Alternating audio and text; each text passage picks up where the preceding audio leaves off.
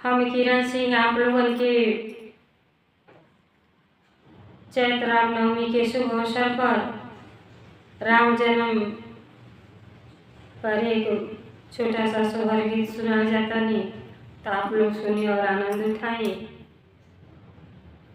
और हमारे चैनल के सपोर्ट करी जाए। दिनाही उगल अजोरियाए लाल, दिनाही उगल अजोरियाए लाल, दिनाही उगल रघुवंशी दशरथ के घर में, दिनाही उगल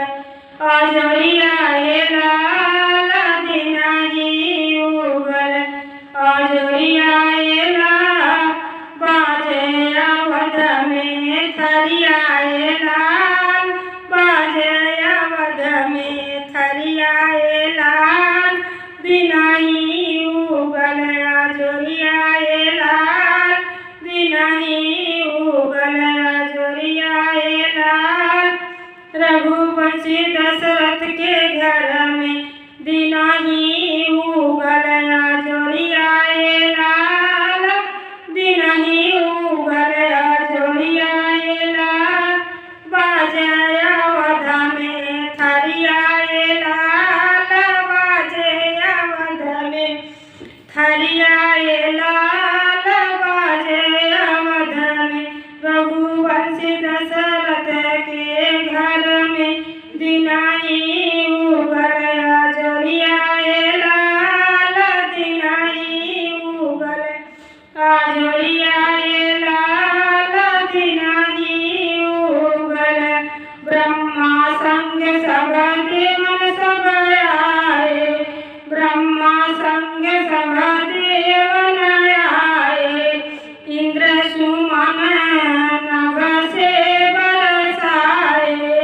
ब्रह्मा संग सब देवन आए, इंद्र सुमन नभ से बरसाए,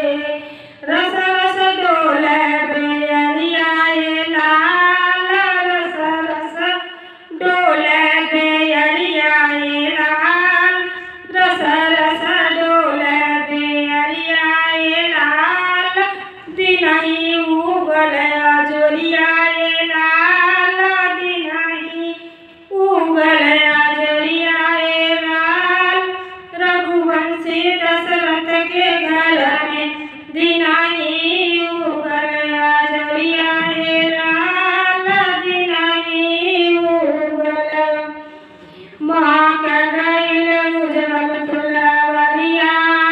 रस रस डोले बेअरियाए लाल, रस रस डोले बेअरियाए लाल,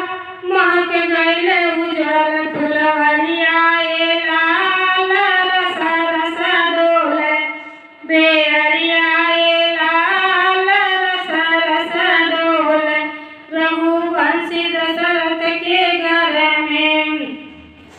दिनाही उगल अजोरियाए लाल, दिनाही उगल अजोरियाए लाल,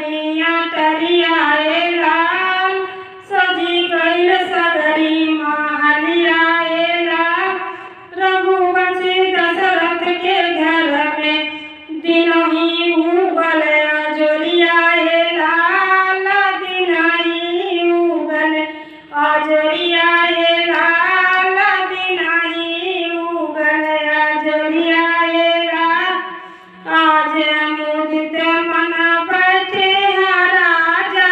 आज मुदित मन बैठे राजा, दुअरा बाजेला झमा झम बाजा, दुअरा बाजेला झमा झम बाजा, लागेला भारी पगड़िया